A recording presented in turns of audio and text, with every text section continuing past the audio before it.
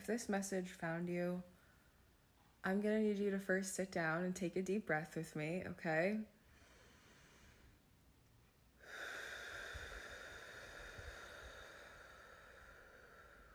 Okay?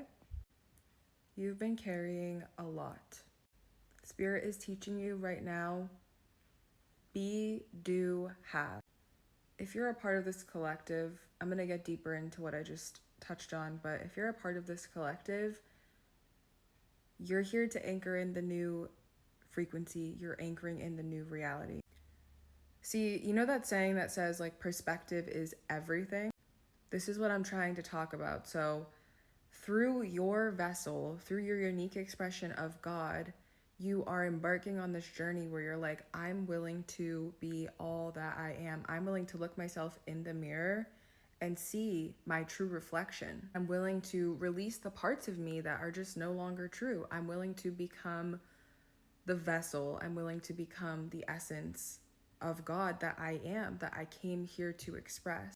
And you're willing to leave 111 on the timer. You're willing to leave behind the life that is comfort and stability. And truthfully, that life that you're leaving behind was a form of hell. It was hell on earth. And it just looked really cozy. Like it looked like a nice, cozy little room. But truthfully, you know, it was taking your soul. And you're embarking on this journey where you're like, I don't know where I'm going next, but all I know is the way that we've all been thinking about things, the way that we've all been navigating things. You could be the most perfect person in the entire world, the most cookie cutter person in the entire world.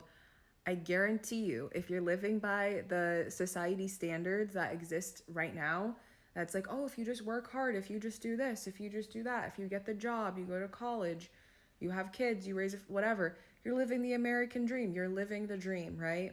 You're starting to realize that there are so many faulties in that because right now it is such an abstract time. We're in a very polarized time, right? And so we're realizing what is not working because you love yourself 222 on the time, 911 on the time. You love yourself enough to not abandon yourself anymore. You love yourself enough to not abandon yourself anymore.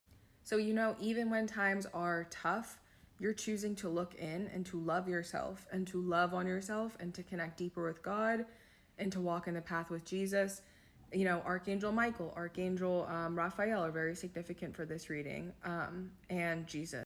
Here's the thing. You're learning to receive right now, okay? So the load that you've been carrying is very heavy, and you're learning to hand it over by assessing what it is that you've been holding on to that is weighing you down. So these outdated beliefs, like all of this stuff that it's like, oh, you know, in pursuit of what it is that you love, the truth is that God will always provide. And so if you're in pursuit of doing something that you love and you're like, but I'm scared that I'm not going to have money for it or it's not going to whatever. And God's like, wait a minute, pause.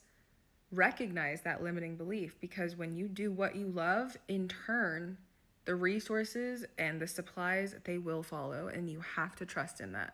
333 on the timer when I stopped it. But listen, when you change, I'm going back to that whole perspective and the whole be do have that I mentioned previously. When you change your perception, when you see truth at a deeper level, in turn, you emanate that frequency out into the universe. So you can't help it, but every time you speak, every time you walk into a room, no matter who you're around, you can't help but cut through everything with your aura and just expose the truth just by existing because you live so deeply in truth that you emanate it. And by you following your joy and your creativity and expressing that out into the world, you're changing the perspective of those that may be suffering during this time or those that are looking to move into maybe how are they doing it? They're like, how are you doing this? How are you comfortable? How are you okay right now when everything's falling apart? How are you still finding joy and still showing up and still advocating and still making a difference in people's lives? It's because you embody joy, you embody truth. And even when things go terribly, horribly wrong, you are still honoring yourself. You're learning that even though the whole world may be in one specific center or one specific place, you're realizing that it doesn't matter what everyone believes or whatever kind of center that everyone's coming from. It's okay that I come from my own.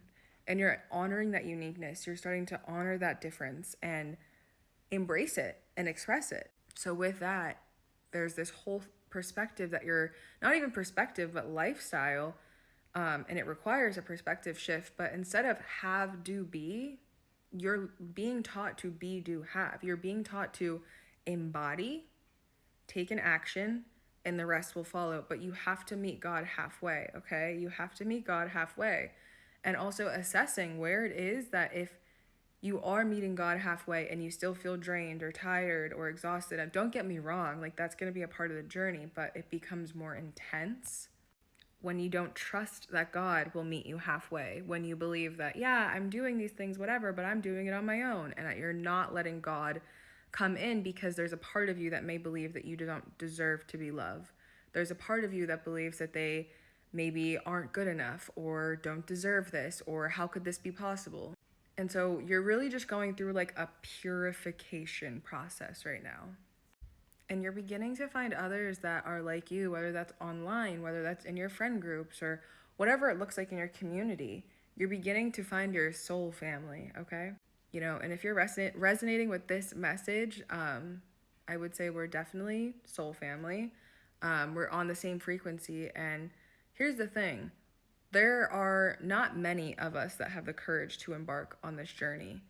But even if there are 5 of us that can inspire 10 people, and those 10 other people can inspire 10 other people, and so on and so forth, you get the gist here. Eventually, it's a ripple effect. Eventually, it's inevitable that we move into a life, into a frequency that we focus on honoring our joy, and we focus on honoring loving and living life. See, here's the thing, you are honoring the medicine of life. You are taking in and embodying the medicine of life. You recognize that life is truly a gift, and there's so much to be experienced, and so much to be learned, and so much to see and love and express. The list goes on, but you're taking the medicine in and you're allowing it to purify you. You're allowing it to guide your next steps. You're allowing it to fortify all of the experiences that you had from your past, and you are humble in the knowingness that you are carrying out something that is bigger than you. This is why you have the courage to keep going, because this is bigger than you.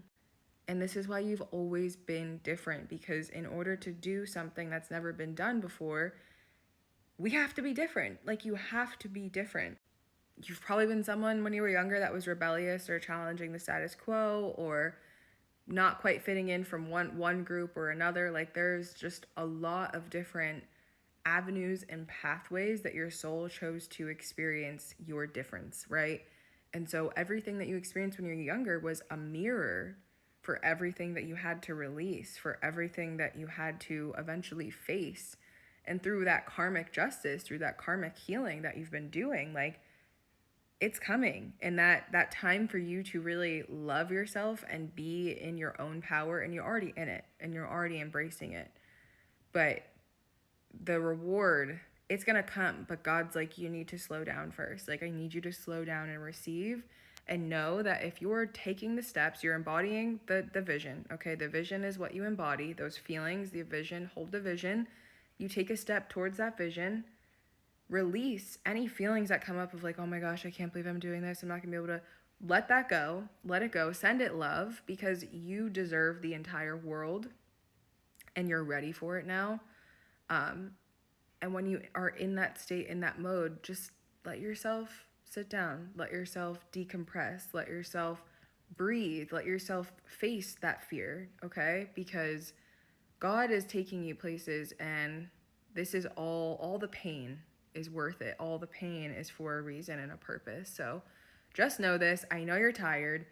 Tides are turning. Keep moving forward and let yourself be calm in the storm. I love you, and I'll see you in the next video.